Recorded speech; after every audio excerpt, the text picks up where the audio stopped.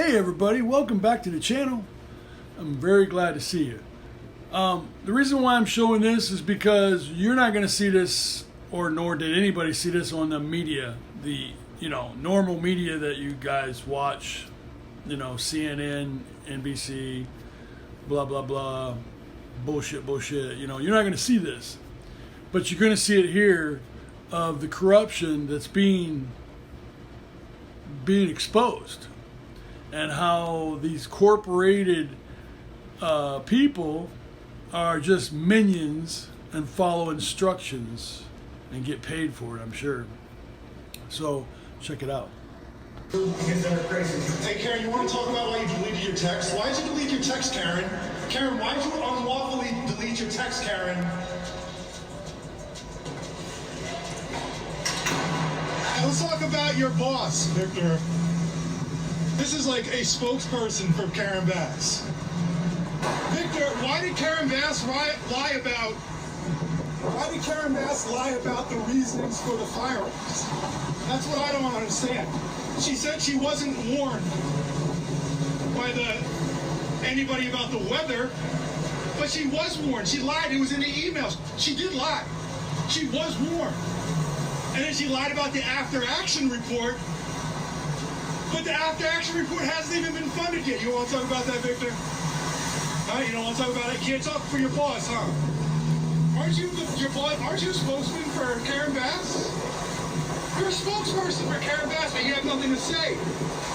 Karen Bass lied to the entire Los Angeles community for her reasons for firing the fire chief. This is called exposing. This is how a guilty person reacts. They don't want to talk. They don't want to say anything. Somebody has nothing to hide will sit there and talk to you about everything because they want to resolve everything. So, yeah, this is a big, huge red flag. Karen Bass lied to the entire Los Angeles community for her reasons for firing the fire chief. Lied. She's a liar. She is an absolute liar. She's a shameful liar. She threw her under the bus because she cut the fire department budget and then lied about that too. She cut the budget. She reduced the number of personnel by 59. She reduced the number of mechanics by 21. And then your boss said that the fire chief sent 1,000 firefighters home. That's a lie. You want to address your boss's lies, Victor? You want to address your boss's lies? Nothing? Nothing? You have nothing to say? You're typing into the phone. Why did your boss delete her texts? Are your texts being deleted too? Do you delete your texts just like she does? She's been deleting them for 2 years. She says that texts aren't required to be maintained. Do you feel the same way too, Victor? Do you feel, how does it feel to work for somebody that is so fucking corrupt that average people are following you down the street trying to get you to answer questions? You got nothing to say, huh, Victor? Huh? This is not the last time you'll see me. As you know, we're going to be losing 100 officers over the next year due to retirement, and if for no other reason. I want to applaud the recruiting section, because that's each time I go out to the Honest Recruit Training Center every month, there's about 100 people that are applying to the department. It is going to be difficult to recruit. Is that what you said? Ma'am, you're disrupting the meeting. This is your first and last warning. You're being removed from the meeting. Stand up and leave the room. Black mask, black jacket. I'm ordering you out of the room. I didn't stutter. Black mask, black jacket. Stand up, leave the room. Now. Then you both can leave. Aren't you supposed to give a warning first? I'll run the meeting, sir. Sit down and shut up. So to be clear once again, crime is down year over year, just like you said last week and the week before and the week before. Last year, same thing, crime is down with fewer officers. So why are you raiding our budget? You guys are defunding our city. Now, Errol wants to give credit to the recruiting department, as if those 4 or 5 employees are just an aberration. As if this racism isn't widespread. I talked about this last week. I'll talk about it again.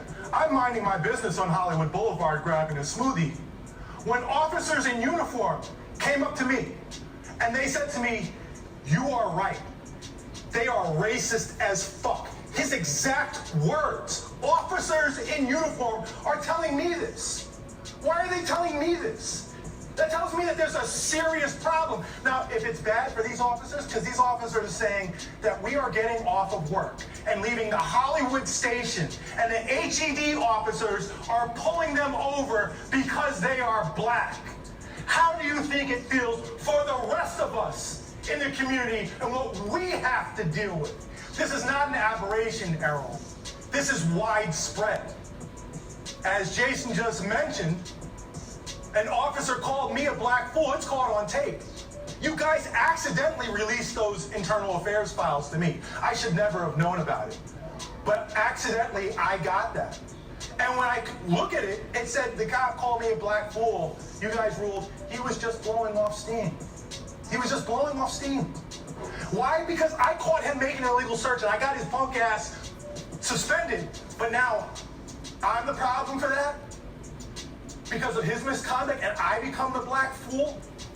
And when I sent him an email over and over again, I've now up to 17 emails, and all of you are CC'd on those emails, where I asked him, for one, will black fool, because this cop called me a black fool, they said it was non-disciplinary.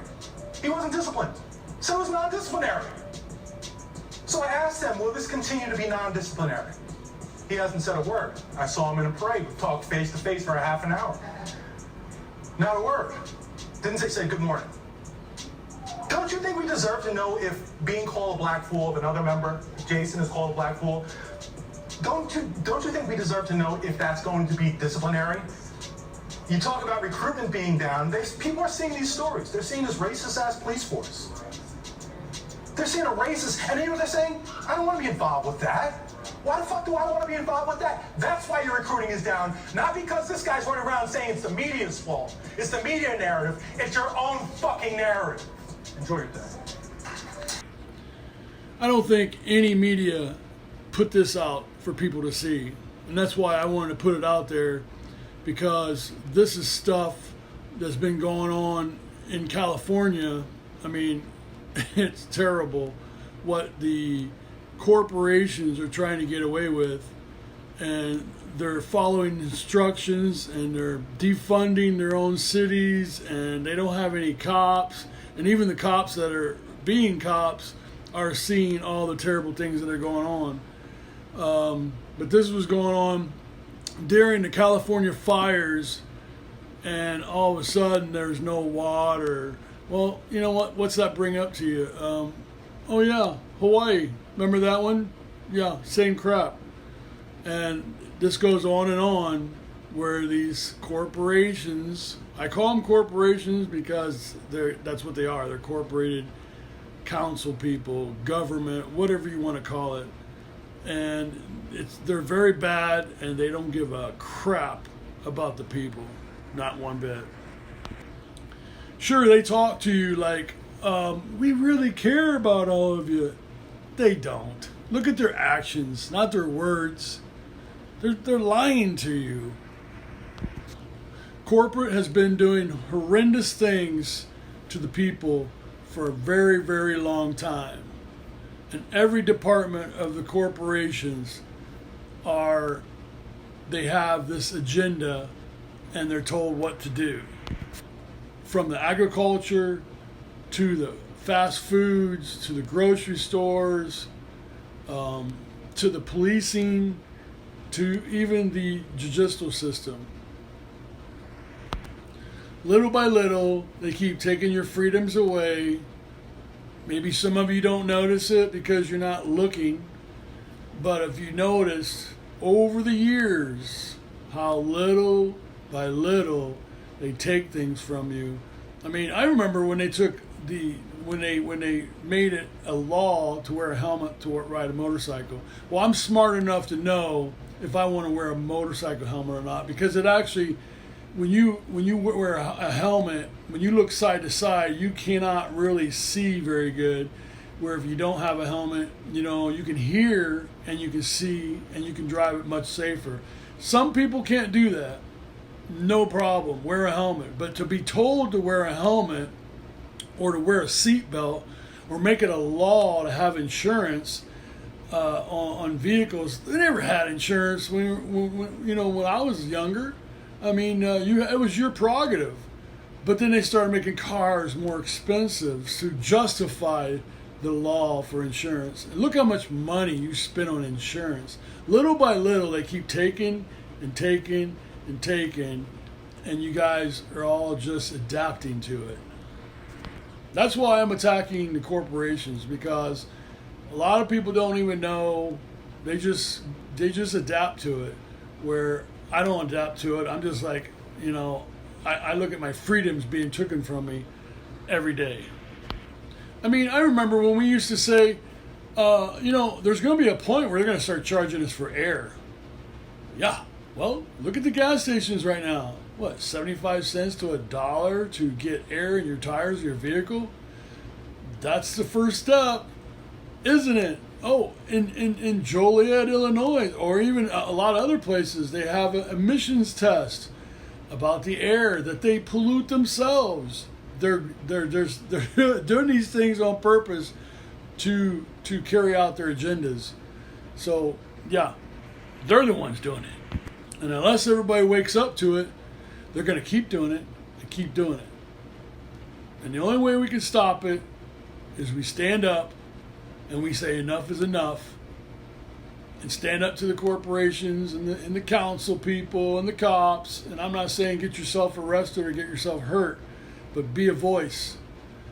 Be that little drop of water that makes a big, huge ripple to start all this stuff. So, hey, subscribe. Love you guys. See you.